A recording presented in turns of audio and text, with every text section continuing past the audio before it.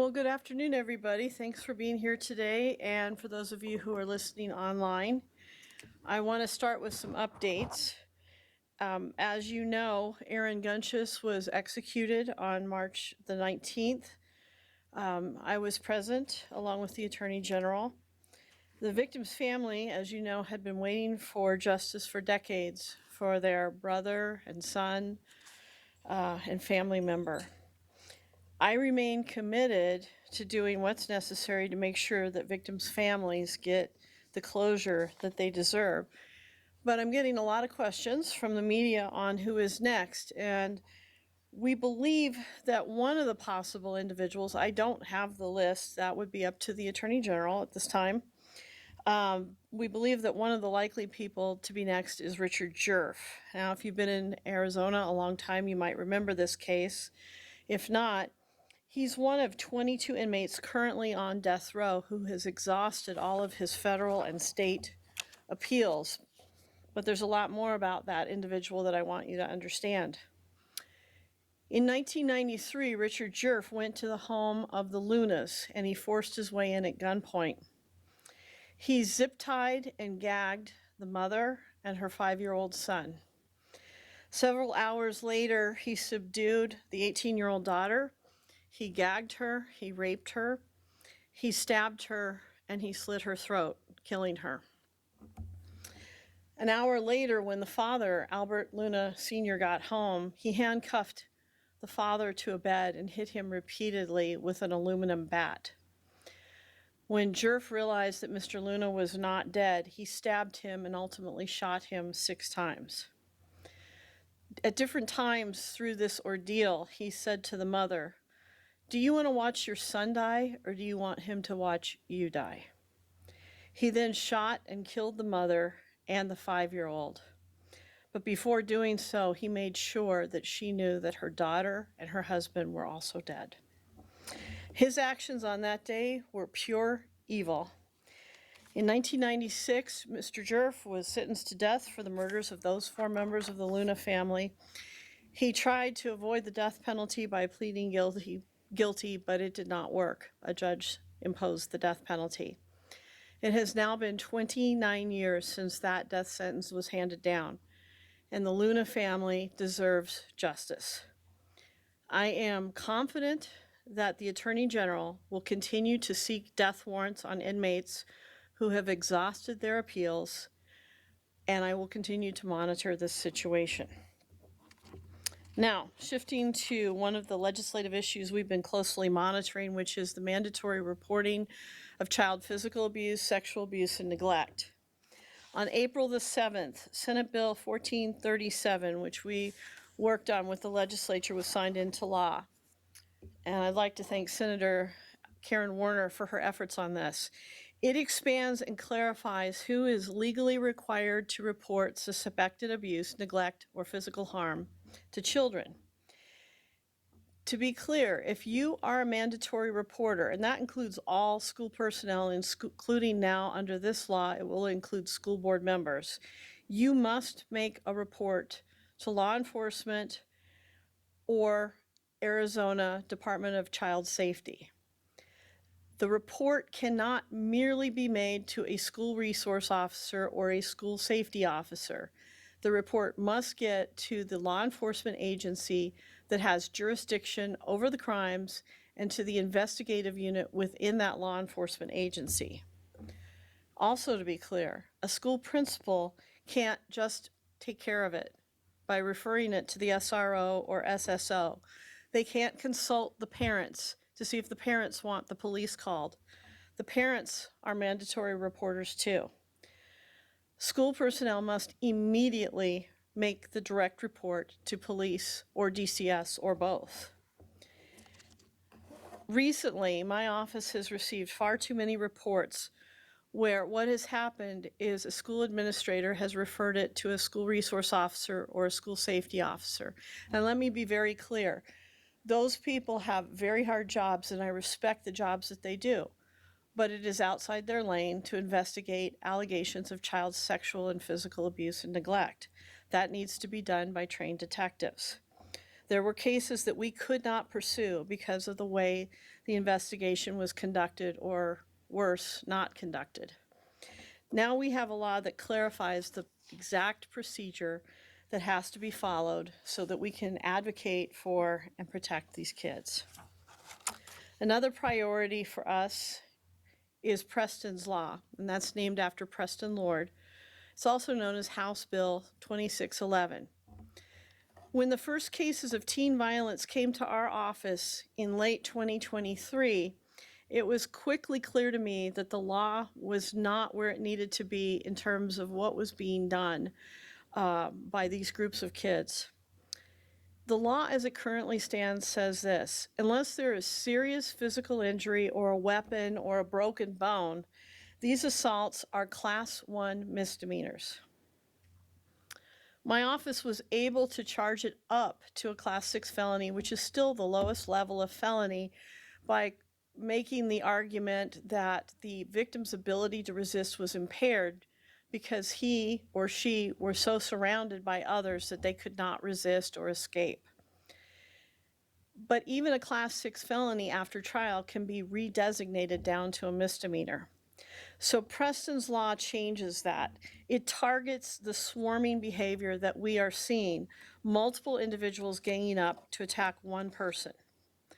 Once Preston's Law passes, if 3 or more people commit an assault on another person, and that can be kids, it can be adults, it will be a Class 4 felony, which is a permanent felony, rather than a charge that can be downgraded to a misdemeanor. And I want to thank Representatives Gress, Way, Willoughby, and others who sponsored and supported that bill. And now we need to get it to the final passage and on to the governor for her signature. One more bill that I would like to highlight is Senate Bill 1658. This would strengthen Arizona's animal cruelty statutes by providing clear and enforceable standards. Right now, the law has some vague terms. Believe it or not, even a muddy puddle could be argued to be adequate drinking water the way the current law is worded. This bill ensures that pets receive needed medical care, species-appropriate food, and clean water. It also sets shelter requirements that protect dogs from the elements and allows them to move freely. To be clear, this law only applies to companion pets. It does not apply to livestock or farm animals. It does not criminalize being unhoused or allow pets to be taken away from people who are experiencing homelessness. It is a common sense step to prevent further suffering and hold bad actors accountable, and I fully support this legislation. Finally, I've also given my support to Senate Bill 1144. That is the jail facilities excise tax extension, which passed unanimously out of committee. Maricopa County pays for its jails by collecting a tax that is equal to 1/5 of 1 cent. But that tax is set to expire in 2027 if it is not renewed by the voters. That's why 1144 is a top priority for me. The alternative is not good. If we ran out of space in the jail, that means we would be compelled to let people out onto the streets who should not be there. Senate Bill 1144 would give the Maricopa County Board of Supervisors the ability to place this measure on the ballot, and that way you, the voters, get to decide whether to continue the tax. And with that, I'm happy to take your questions. Could I ask about the situation with the dog being in Peoria? What can you tell us about that?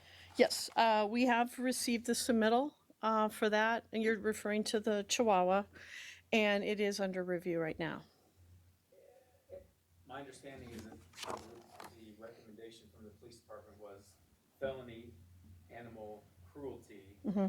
At that point, do you decide if he's arrested or turns himself in, or what, how it moves forward? Let me describe the process generically. So when that kind of case comes in, we review it for the charges that are recommended by law enforcement. We can go with those charges. We can add or change them, add to or change them, and then it is up to the this office whether we issue a summons for them to turn themselves in or whether we issue a warrant for that person's arrest. And so that's all part of the review process. Last question, have you seen the video yourself? I have not, but it has been described to me in detail. Yes. I have a couple of questions from my colleague regarding the Vallow guilty verdict that came down. What does it mean for your office to get that guilty verdict? Well, two things I would point out. One is, as you know, sentencing is not completed in that case, number one. Number two, there is another trial that will follow behind in a couple of months.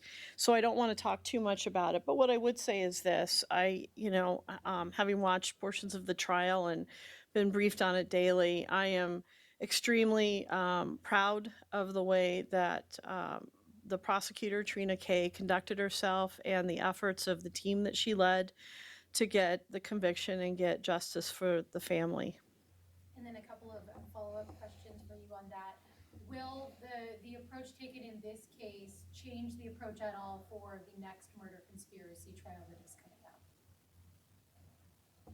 up? I mean, each case is its own individual case, so I mean, I guess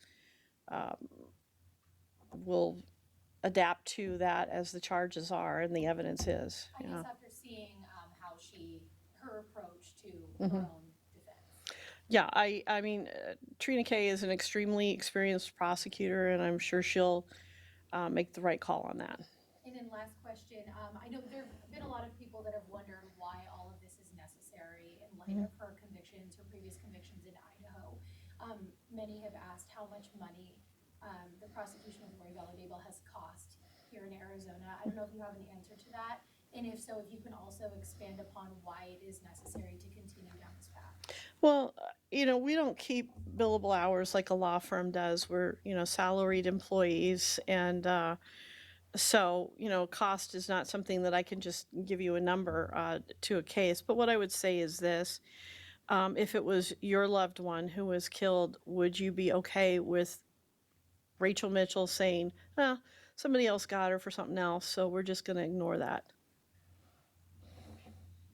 I have a couple of questions about child sex crimes. I know that there was a former football coach in Mesa who was accused of felony child sex crimes. Your office ultimately decided not to prosecute that case. Can you explain why? Sure, you're talking about the Godsell case? Yeah.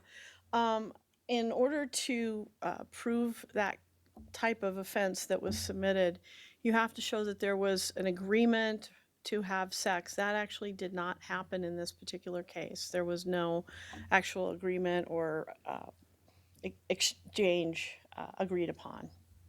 We hear about these kind of cases frequently, unfortunately, where, a teacher, a coach, a professor, there was a case actually we just learned about today involving an ASU professor accused of something similar involving a 15-year-old boy. But in these cases, a lot of times it's an undercover sting operation that leads to these arrests. Can you talk about how challenging it is to prosecute arrests that come out of these undercover sting operations? Yeah, I mean, some of the case, it depends on the facts of the case, and those aren't always under the control of law enforcement. They can conduct a very appropriate, effective sting, but it still is dependent on what the individual does, and so under some circumstances it's very easy. Under other circumstances, it cannot be done. That was one of the examples, is the Godsell case. Do you have any data that you can share on just how frequently an arrest like this turns into a conviction? It seems anecdotally that it doesn't happen super often. We hear about the arrest, but a lot of the times your office finds there is no likelihood of conviction, therefore there's no formal charge. But of course, an accusation like this, they lose their job, it's a big deal. Yeah, and yes, exactly, and then that's what draws the attention. What I would say is we could get those numbers to you in terms of how many cases are submitted to us and what the charging outcome is. We could do that. Hi. Hey, Lieutenant Alex Bengash, accused serial rapist, went from no bond to cash bond and was able to cut off his ankle monitor. Is there any concern for you about, a bond doctrine like that, and then with the ankle monitors themselves, is that something you see more frequently than they realize? Um, obviously, I am concerned about somebody who is in custody for, and I'm speaking generically, for multiple offenses that are violent. And, I do need to say that, people are innocent until proven guilty. But I think there's a general misconception about ankle monitoring. And in fact, I commented recently that monitoring is kind of a misnomer because I think people envision that there's somebody monitoring, a red dot on a screen following where these individuals are, and there is no live monitoring. So to me, it's a false security to have ankle monitoring. It's not nothing, but it's certainly not what everybody thinks it is. And I don't think it's a replacement for jail when people are accused of violent offenses. I want to turn to Dan Cotterly, Buckeye City manager who resigned over a criminal investigation. Has that made its way to your office? No, we don't have a submittal yet on that. Can I ask your takeaway on Lori Vallow representing herself? I'm gonna hold off on commenting on that till both cases are over. Thank you. I have a couple of questions on various cases. Daniel Langs, Uh-huh. wondering, with that case where he ripped a victim's eye right out of its socket, there's some concern, should he have ever been out on the streets? Well, in what sense? I mean, in terms of like a mental health commitment or something like that. Is that?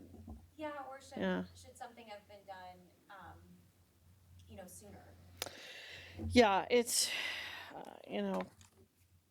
horrendous what happened, and what we can do is we can move forward with the charge that we have now and make sure that he is in custody. But I share your horror about what happened. Sorry, I just have a couple of random questions. Can you share any reaction to April Sponsel's ruling from the state Supreme Court? April Sponsel, I think the Supreme Court upheld her 2-year suspension a few months ago with an opinion to follow, and that opinion just came down, I think, a couple of weeks ago. Just to remind you, I'm the one that fired her from this office for the behavior that is noted in that opinion, and I stand by that, and I think suspension was appropriate. And my last question, can you give any thoughts on the plea for John Bird or anything that you can say in general about how Pinal County handled that case? Well, obviously, John Bird is, a tragic situation for his family, for those people who knew him as well. It's shocking. All I would say is I really appreciate the Pinal County Attorney's Office stepping up and handling the case because obviously there was a conflict of interest, and so we're very appreciative of that. Bianca, could you get up to the microphone so that people who are watching on Facebook can listen? Please, thank you.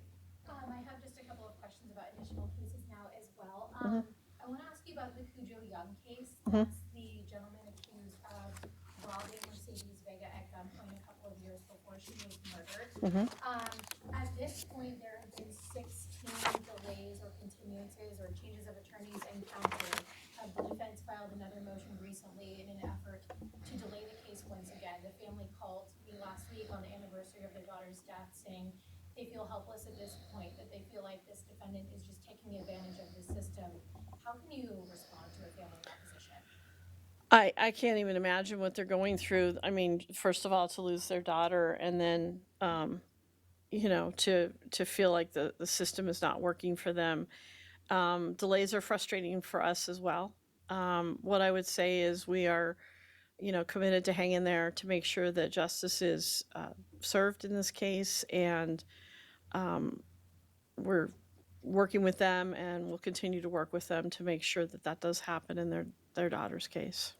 A different case, one that I get messages about every week, I'm sure you do as well. The Laura Owens. How did I know it was going to be that case? No, I get them every day. I see the receipts. Yeah. Is there any update that you can provide on your investigation in light of the Court of Appeals affirming the original judgment? Yeah. I'm at the point, I mean, we are still actively investigating it. What I will simply say is stay tuned. And then last question, we did notice that 2 additional defendants in the Preston Lord case now have settlement conferences scheduled for the end of May.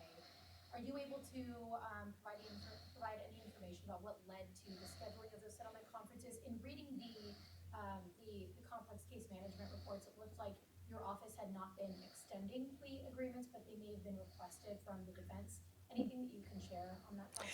Yeah, I don't want to comment directly on any sort of plea negotiations. What I would say is that settlement conferences are very common in cases, whether or not there's an intent to plead or not. And the reason for that is simple. You want to, as a prosecutor, put on the record, clear indication that the defendant knows what he or she is facing in terms of if you go to trial. And so that's an important aspect of settlement conferences that may or may not result in a plea. So it's just not uncommon to do that. I guess I should ask, has a plea deal been extended to or invalidated ahead of her second trial? I'm not going to comment on that. Could I ask a couple of questions on immigration, like we had Okay. the situation, sounds like in Tucson, where the man was detained incorrectly, and then of course Garcia in El Salvador. Can we just get your reaction as a prosecutor with what's going on? You know, obviously this office provides ample opportunity for me to work on a lot of issues. I have been, and I've said this, concerned about the immigration situation and having violent individuals come across the border. As to these 2 specific situations, I know that they're going to be worked out in the courts, and obviously we'll respect what the courts decide in this. But at this point, I don't have enough that I'm going to specifically comment on, how what the outcome of that should be.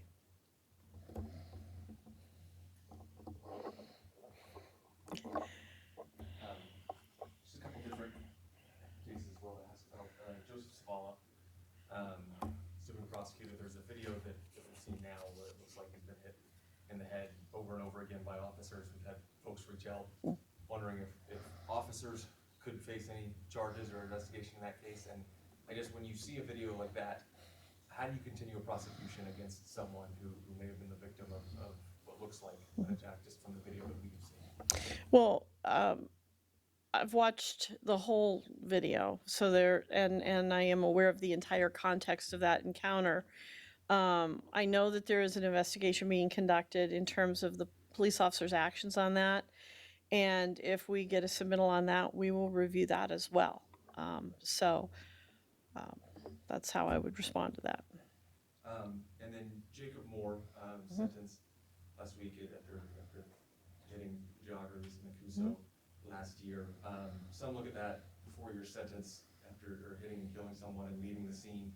They view it as light. Obviously, his relationship with someone in the police department. How do you ensure ensure folks that there isn't any sort of preferential treatment here for a person like that? Well, what I would do is remind people of the facts of that case. First of all, you had a situation where there were respected experts who put the blood alcohol content below the legal limit of 0.08. You don't have an actual blood drawing at the time that showed the blood alcohol content. You have other experts who are saying that there was an obstruction of the person's view by a slower moving vehicle up front. You also have the fact that the medical examiner did not rule this a homicide, but ruled it an accident. And so all of those factors have to play a role in what type of offer that we make in this case. And in terms of preferential treatment, I would remind everybody that it was the father, a police officer, who helped turn his son in. And so, it's a tragic situation no matter whose son it is, but we're not going to pay attention to the father's role or father's work. We're going to do the right thing, but we have to base it on the facts that we have.